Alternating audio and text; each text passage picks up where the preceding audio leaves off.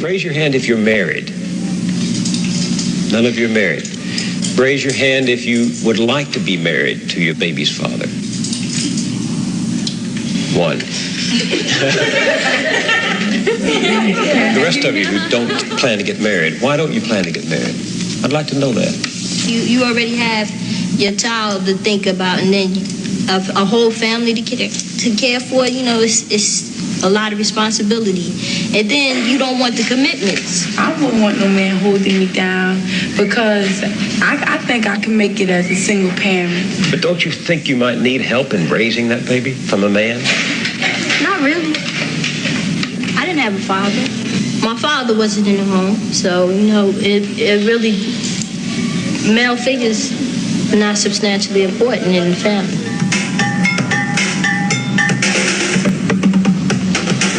Thinking about holding up for no sex, my man. You know, if a girl, you know, she get having a baby, carrying a baby, hey, that's on her.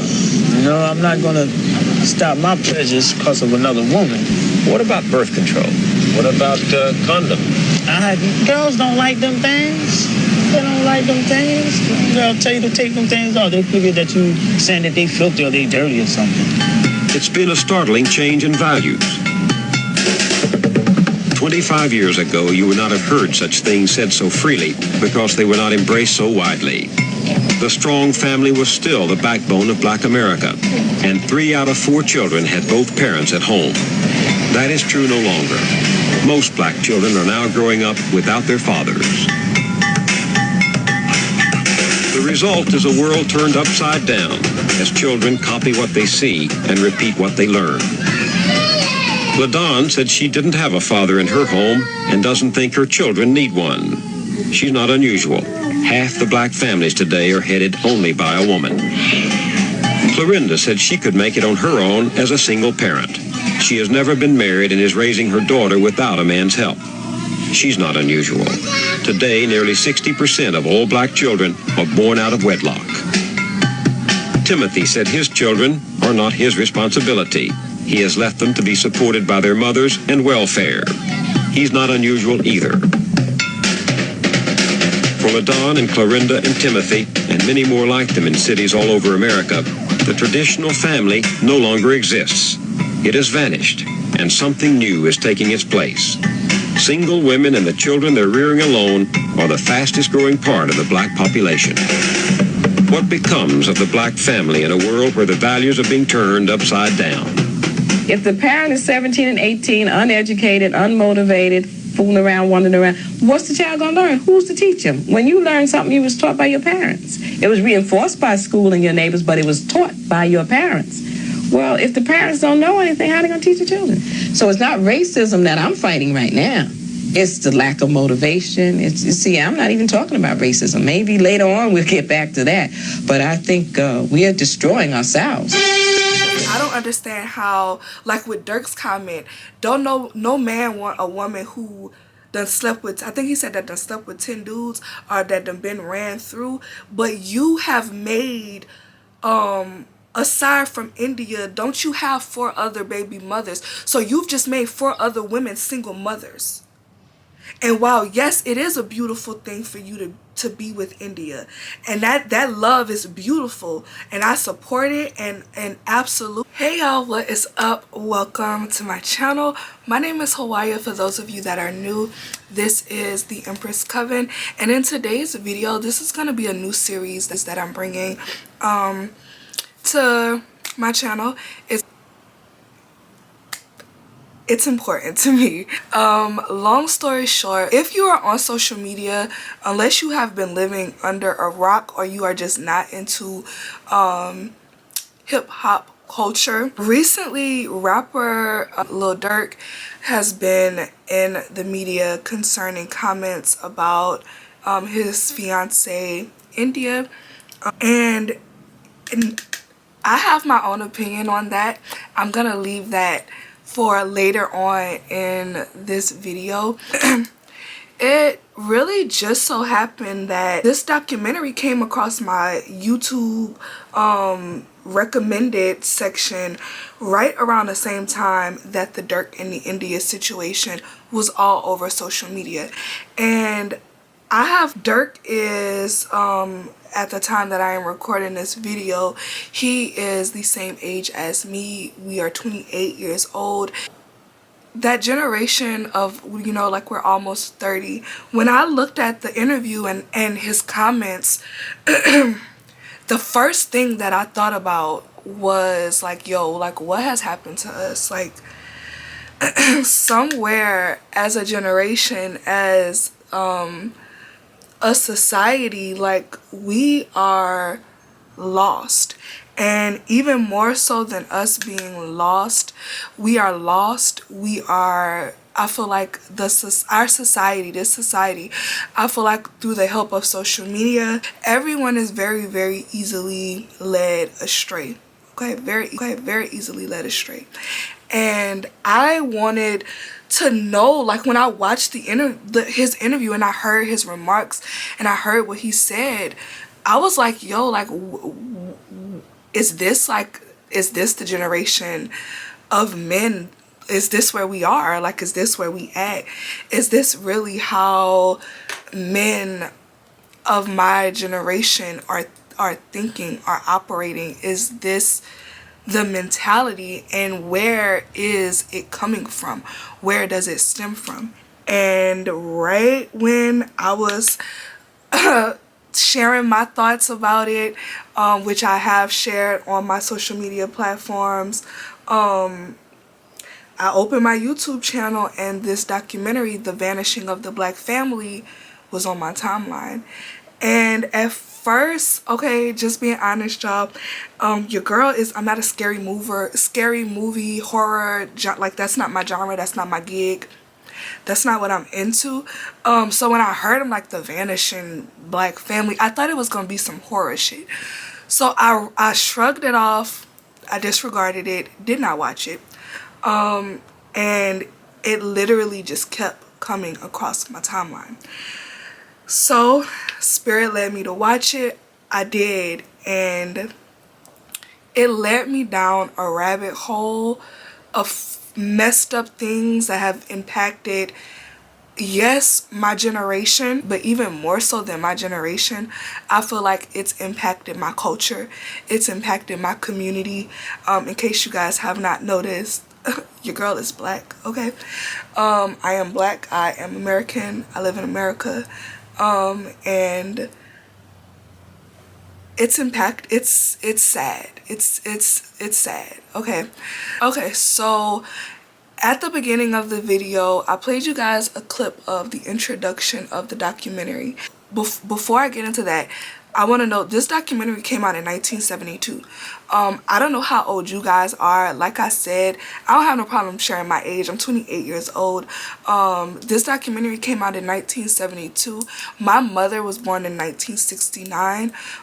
So the parents in this documentary, the children, I'm calling them parents, but they are children, because none of them that we saw, none of the ladies that you guys saw in the introduction video, because the whole documentary is just them interviewing these ladies and them documenting their lives. None of them are over the age of 21, I don't believe. And that could have very well been my mother. Okay, saying that just to be honest. That is my mother's generation. That is my peers' generation. That is what a lot of, like, that could have very easily been my friend's mom. That easily was my mom.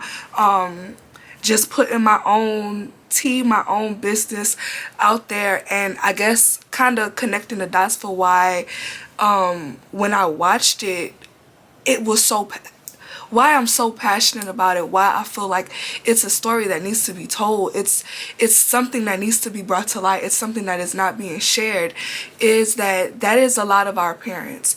And I think that it's important, and I'm going to get into it further as I get into this video, that we know and we understand that this was designed to destroy the black family. Okay, it was designed to destroy the black family. It was designed that way. And our generation and where we are now as a culture, as a society, through social media, through rap and hip-hop culture, is a direct reflection of this documentary. So yeah. Okay, so getting into what struck me as important when I was watching just the introduction that I first had showed you guys. The commentator made the remark, and he makes it throughout the entire documentary. Like, he will not shut up about how, you know, 20 years ago, this was not have been heard of. 20 years ago, the black community has so much pride. You would have never saw them. You know, you see the young men hanging on the corners. You see young pregnant women with no education, okay, having children, dropping out of school. And he keeps making the remark that, you know, 20 years ago, this would have never happened. Now, the thing that I want to state that is so very important, that he is not mentioning, that they failed to mention what happened 20 years ago. So I told you guys, this documentary came out in 1972. That came out in 1970. The documentary came out in 1972. So if we look at what happened prior to, the thing that happened was the Civil Rights Movement. Okay, as you guys know, the desegregation, Civil Rights Act, all of that, right? I want to be clear, be very clear that before I make these statements, this is not me bashing anyone. This is not me bashing anyone at all, but I just have to be honest, and I have to be real. Before the Civil Rights Movement, black people, our communities, we were not allowed to be in the same spaces as our white peers. We were not allowed in the same spaces as them. We were not allowed to be in the same schools as them. We were not allowed to go into the same stores, at least not in the same way. We had to go through the back of the stores, through a different entrance. At least for me, that is what I was told. I am from the South. I am from Louisiana, so all I know is my history and what I was told. Pre-civil rights, that was not a thing, okay? You black people and white people, we were not intermixing like that. It was not a thing. It did not exist.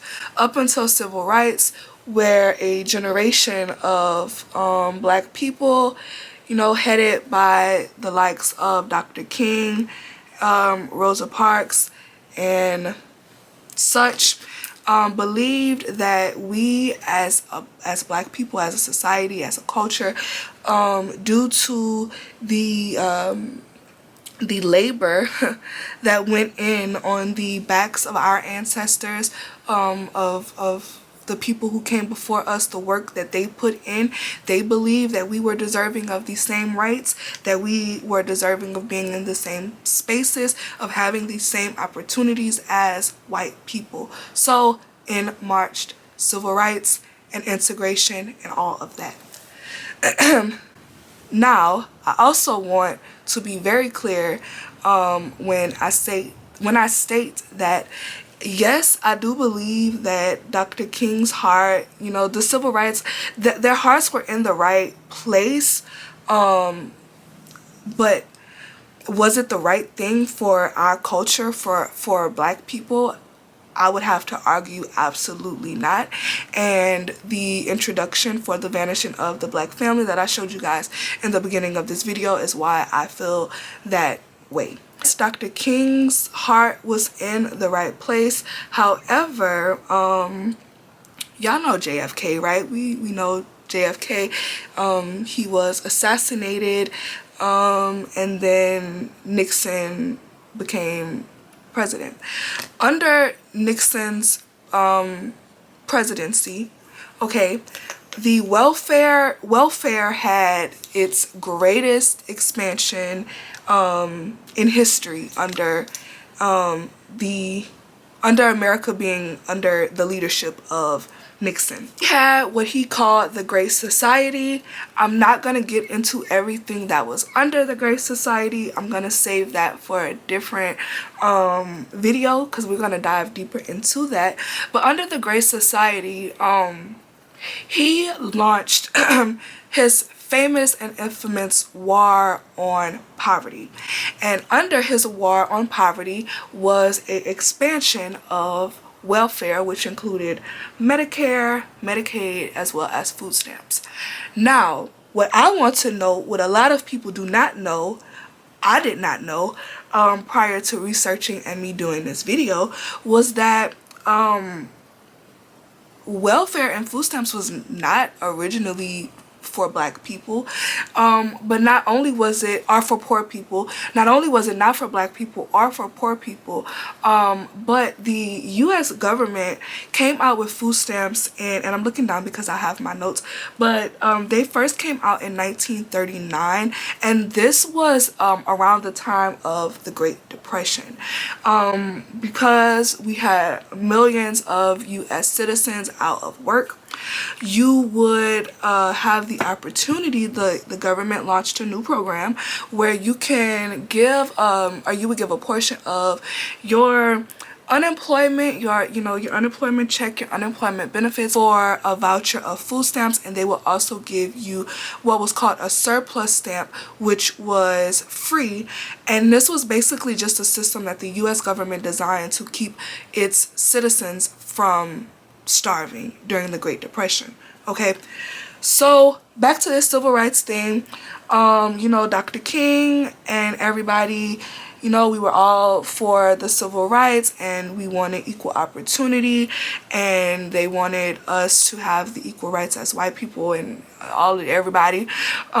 So the US government decided, it's perfect. They want to be integrated. They want to go to school with us. They want equal rights and opportunities.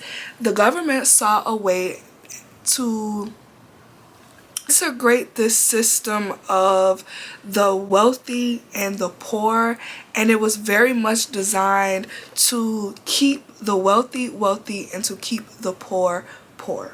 So, like I said, the first part of the war on poverty included the food stamp expansion and the Medicare and Medicaid expansion.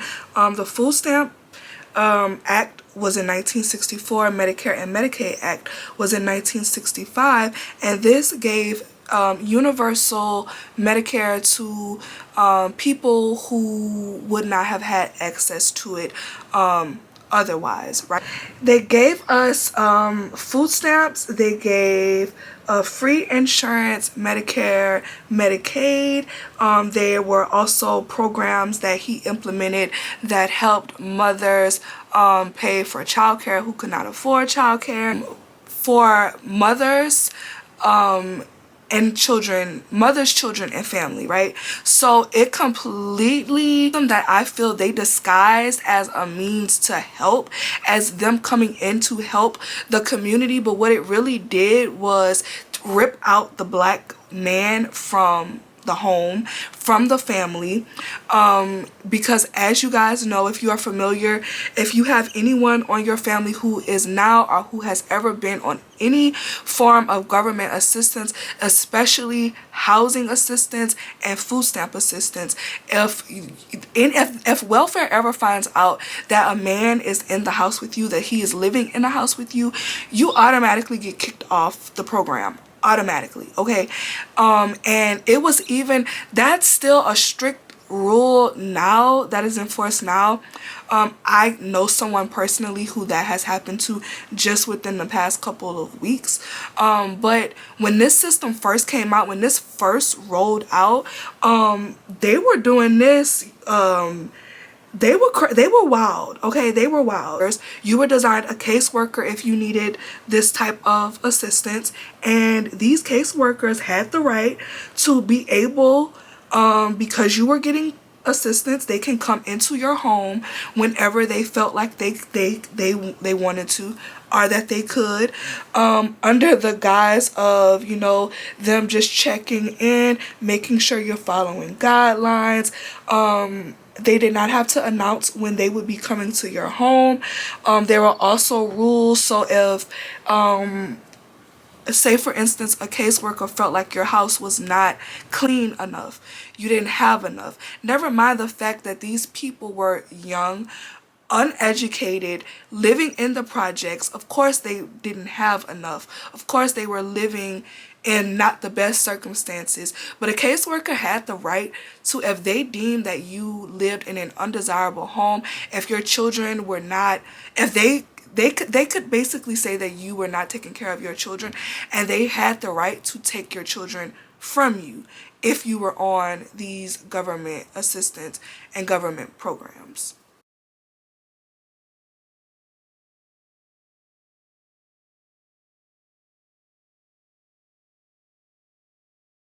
The reason why that to me is so important, the reason why I feel like it really inspired not only this entire series after hearing the commentator in the documentary constantly bring up, you know, the past 25 years, this was unheard of. You would never see young men just hanging out on the streets and leaving their children to be raised by the mothers and by welfare.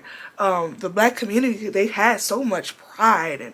And what happened, that's what happened. These programs were what happened. These systems that the government put in place and designed or made us feel like they were helping us were really harming us. Okay, so also a generation, y'all, a generation is about 25 years, right?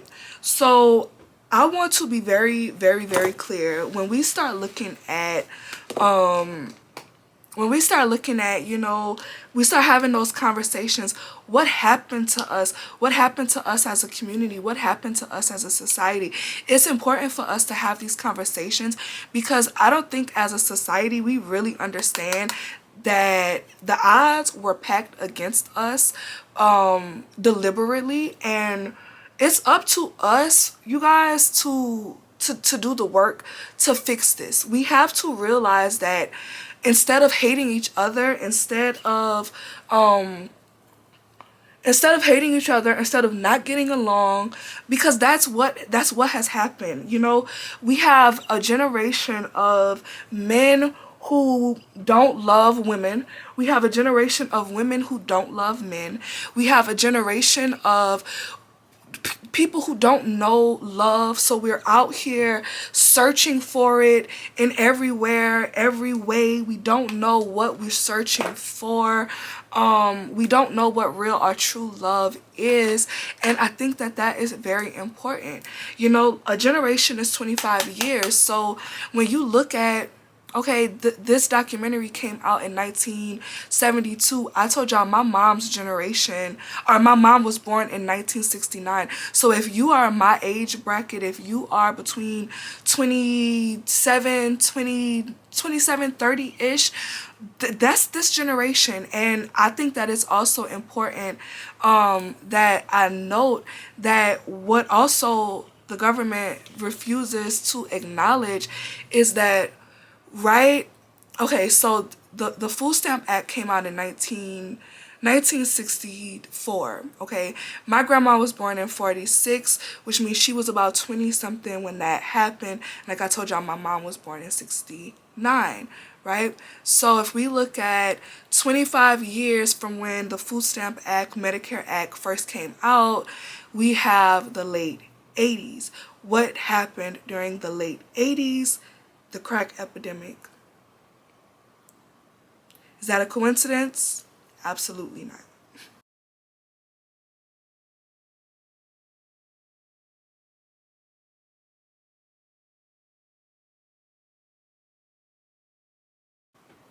So now we have a society who are uneducated, right? Because they're we have a society and a culture of people who are not properly not properly educated, who are on welfare. They don't know how to really live in a system other than this one that they have been designed into.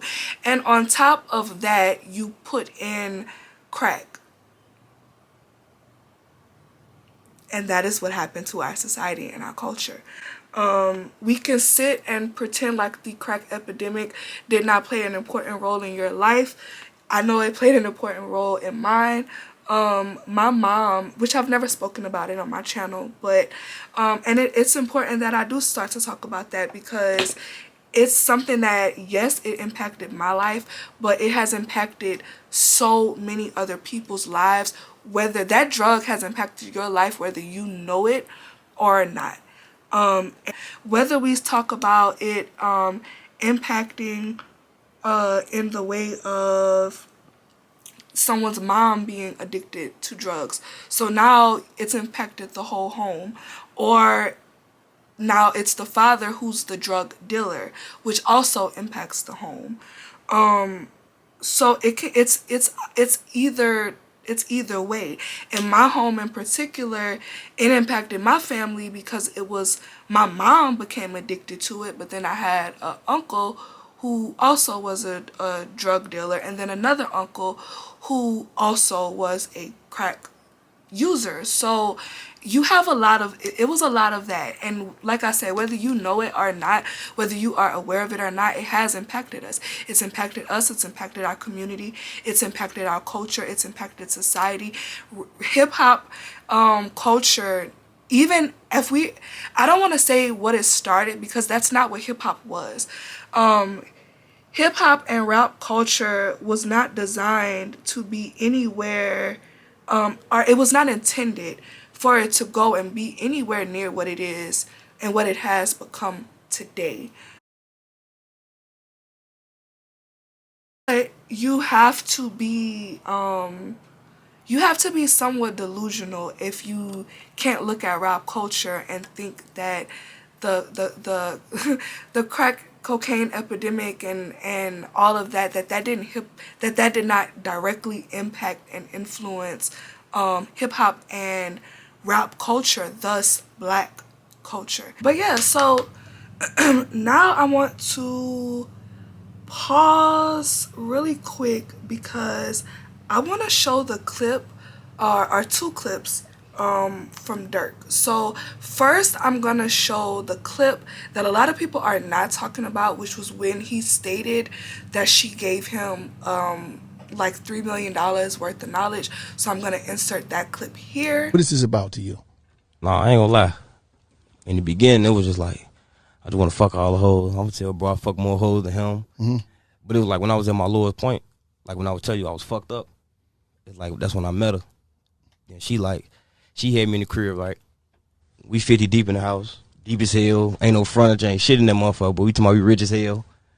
Then when she came, she was like, I ain't gonna come between you and your niggas, but you can't have your girl over here with no furniture, 70 niggas in the house. Like, you know what I'm saying? So that really put a thing on me where it was like, get on my shit. I call my manager, like, man, I need a house.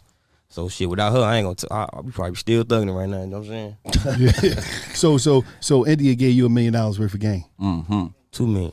2 million. Okay, that's what I'm saying. Smart man. Smart man. That nigga smart man. And now I'm gonna insert the clip where everybody was all up in arms and was talking about what he said. And me, I ain't gonna lie, I'm petty as hell. Like, if you fucked a lot of niggas, all that, I ain't gonna wife you. That's me. That's me too. I wake up in the middle of the night, get mad over shit 4 years ago. Like, Yeah. That's just That's me too, nigga. Yeah, but it's like, everything about it, like, being real, not cheating. She ain't been passed around, and it was like a body count. That's what really did it. Okay.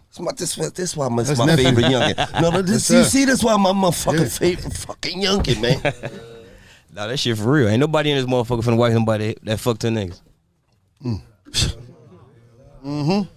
That's what I'm saying. Now, the reason why what he said, some people found a little bit problematic. To my recollection, Durk is under the age of 30 with, I believe, 7 children between 5 women.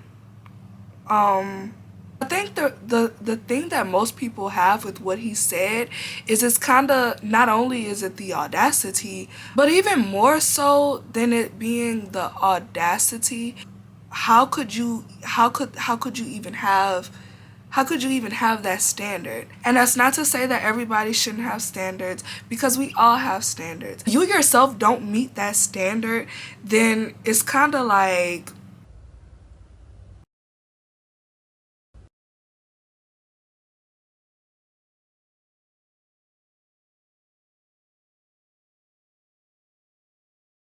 my problem and my issue with that, with his statement, and a lot of people may not agree with it, especially if you are younger. I already told y'all in the beginning of the video, I was very open about my age.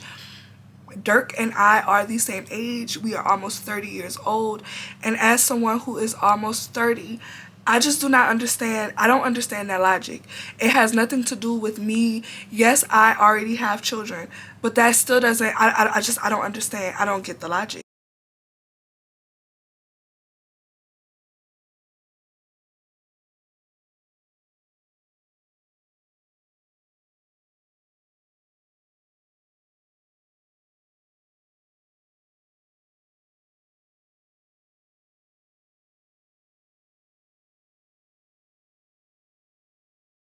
So now we're gonna throw some curls in the hair real quick. But back to what I was saying. So yeah, the logic to me, y'all, the logic just does not make sense. I don't understand his mindset. And in a room as a almost 30-year-old, like that's my problem with what he said. And that's the only issue that I have with it, was like, yo, if we were talking about a guy, a person who was like 20 years old, 19, 20, maybe like 22, 23 at the most, then I would give that shit a pass, because then it's just like, that's just some young shit. But as a man who's almost 30 and a father, as someone who I would hope, I'm sure he does, with how highly he spoke of India, I wanted him to just say that and just leave it there. Like, he should have just left it there. He should have let the world know, like, you know, she was there for me when I was really fucked up. Like, you know, she basically let me know, you know, if I'm gonna be a boss, if I'm gonna be out here saying I got this or saying I got that, then my everyday lifestyle should be matching that. Or if I want to be in a certain place in my life, I need to be carrying myself accordingly. That makes sense. That, to me, I get that. I understand that. Everything else he said to me, that shit was just, it was childish. It was childish, and to me, it was to get, it was something for him to say to get props from the OGs. Just being honest, that's what it seemed like to me. But like India said, that's why he her fiance, girl, and he ain't mine. Okay, now off of them, my real the thing I really want to get into is celebrities are the best examples of, because they put their life out in the public, it's easy to like assess and to critique. Problem with what Durk said, y'all, is it's very telling. It was very telling of, again, of the culture. It was very telling of men, not all men, because it is not all men. Y'all, I refuse, okay? I refuse to be out here thinking that God has forsaken me and my sisters, and it's just no more good men with any real sense out there. I just refuse to believe that.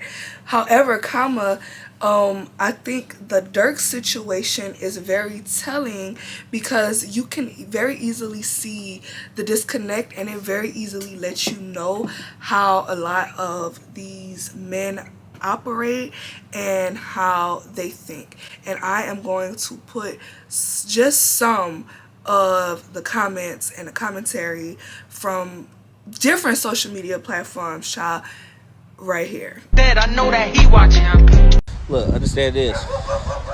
It's not the same thing. Only because of the fact that men are praised for having more bodies than women, based off the fact that a man needs consent to have sex with a woman. A woman can have sex with whoever she chooses.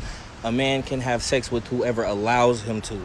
Therefore, we get praised because we actually have to put in work to be able to have intercourse with a woman. Women do not have to put in any work because men are steady throwing it at them. You feel me? It's a choice.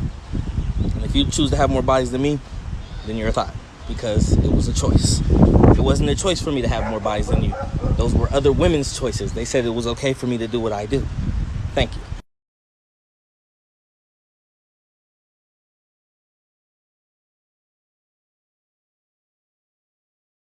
The comment, the one that I really want to talk about in this video, because I see it a lot. I kept seeing it a lot, and it's the men saying that, you know, it's just women who are ran through that have a problem with what Durk said about India. Most women should have more value, or have more worth about themselves than to be sleeping with a lot of guys. Men are born with no value, so men go out and they go out and they become valuable through, to me, what it sounded like, basically they're saying that women are born with value because women are the producers of babies. The children cook in us. So because they can cook in us and they cannot cook in the men, that men are not born with any value. Only women are born with that value. And as a woman, your job is to retain your virtue and your value. But as men, they don't have to do that because they just can do what women allow them to do. Are y'all for real? Like, are y'all for real? You really think that as a man, I'm not gonna call you a man, you really think that as a boy, you can be out here sleeping with whatever Ashley, or Rachel, or Rebecca is willing to open her legs to you, and you can do that because she's willing to open her legs to you, and her value is strictly her responsibility. That don't have nothing to do with you. But then when you're tired of sleeping around with every woman with a vagina, you are gonna go out and find yourself a virtuous woman who has only slept with one, maybe two people, because that's your right. And I just want to know, baby, what world are y'all living at? Like, what planet are you on? Where y'all living at? Who raised you? That you really are out here thinking that as a man, you have absolutely no value. You can go around taking the value of as many women as you please with no consequence, no type of energetic karma, nothing at all. That is just not your responsibility. That is strictly on a woman's. You cannot be real. Y'all cannot be real. You cannot be real. And then what kills me is it's the same men that are saying these type of things, and it's like, so are you gonna raise your daughter to have that same mindset? Are you raising your sons to have that same mindset, that your sons are really born with absolutely no value, you know? But then that goes back to, like I said, you have to be crazy if you think that everything that has happened, that we've talked about, that society and the government has done to take the black to rip apart the black family, to take the black man out of the home, to force women to raise these children by themselves. you don't think that that was systematically designed that way? You don't think that as a man, if you're gonna, this is my thing, if you're gonna say that you love women, how can you love women but you are out here sleeping with as many as you want in the same sentence? It doesn't work that way. I don't understand how y'all have that logic. I really don't. I don't. And I think that it's time that we as a society and as a culture, that we admit that we are a generation of, like I said at the beginning of this video, of men and women, especially within the Black community, that we don't like each other. There is so many men who are willing to sleep with as many women as they can, that are willing to take the value of as many women as they can, that are willing to make women feel as low as they possibly can. You're willing to contribute to that hurt and that pain of a Black woman, but at the same time willing to say that you love them. It's not possible. There is no way. It's no way. We are a generation, and we have raised a generation of men who need the woman. That you need the Black woman. And I said, this is specifically for my Black men. It's time to admit that a lot of y'all don't like the Black woman. You don't like us. Y'all don't like us. You don't like us. And you don't cape for us the way that we cape for y'all. And I need to understand. I don't need to understand where the logic comes from, because I understand where the logic comes from. This video is so that y'all can understand where that logic comes from. Because I don't understand how, like with Durk's comment, no man want a woman who done slept with, I think he said that done slept with 10 dudes or that done been ran through. But you have made, aside from India, don't you have 4 other baby mothers? So you've just made 4 other women single mothers. And while, yes, it is a beautiful thing for you to be with India, and that love is beautiful, and I support it, and absolutely, but we're not going to negate the fact that you did do a disservice by impregnating 3 other women who are now raising your children alone. And you could sit up here and say, well, how do you know that they're raising them alone? Co-parenting and being in the same household is not the same thing, and I need y'all to understand that. Just because you saw your daddy every other weekend, that does not mean that you got the parenting that you were deserving of or that you should have gotten. Okay?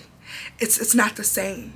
It's not the same, and as a society and as a culture, it's time that we start unpacking that. It's time that we start being honest about that. It's time that we start being truthful about that. It's time that we start being honest about the fact that it is hard to parent and be a parent in this society when we as a culture were raised by parents who did not have the emotional tools to be adults themselves. A lot of us were raised by adults who were children. Adults who still are children. So when we look at this society of men, y'all are not men. And I'm so proud of my women because, yes, a lot of women are still lost, but it's not all women, just like it's not all men. And I think that we are now in like an era where the divine feminine are reclaiming its power. And I am so ready for the divine masculine, especially that Black melanated divine masculine, to get on board. To please come on board. Please. We waiting for y'all. We waiting for y'all. We are. So now I want to take a moment because it's very telling. In the beginning of this video, I showed y'all the introduction for the Vanishing Black Family documentary. And now I want to show some footage that I came across a couple days ago. This footage is in Philadelphia. And it's just them going through the community, and it's showing, like I said, it's the direct result of that generation, of what we saw in that introduction, the Vanishing Black family, it's a direct result. So I want to insert that footage here.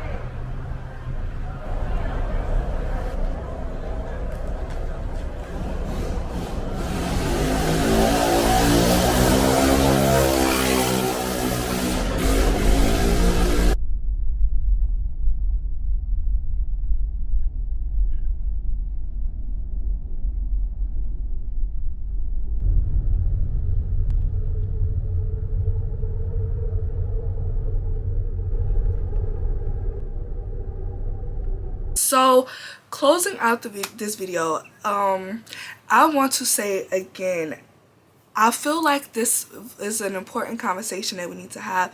It's important to talk about because we need to realize what has happened to us. We need to start to look at us as a society, as a culture. Look at where we are now, the generation of women who are, not to say that there's anything wrong with the over sexualization of your body and body positivity and all of that, but where we need to start a conversation of where that's rooted in, where that's rooted from. This generation of men who feel like they can just take from women and take from women and take from women without any responsibility. Where does that come from? I think that is a very important conversation that we need to have. I think it's important that we realize that where we are in 2022 as a Black culture, as a society in America, that it's important that we understand that this is not this was not by accident, that this was designed this way. It was meant for us to be in these situations. They wanted us to be like this, and it's so important and it's so imperative that we start to begin the process of unworking that trauma and that pain and that trauma within our community, that we bring back love, y'all, because we don't love each other enough. We don't love each other enough. We do not love one another enough, and it's time that we bring that back. So that is what I hope to do with this video, and I hope that I was able to do just that. Please make sure that you leave your comments down below. If they are constructive, they will stay. If they are not constructive, baby, you will be blocked. Block button strong. Love y'all, and I'll see y'all in the next one. Bye, y'all.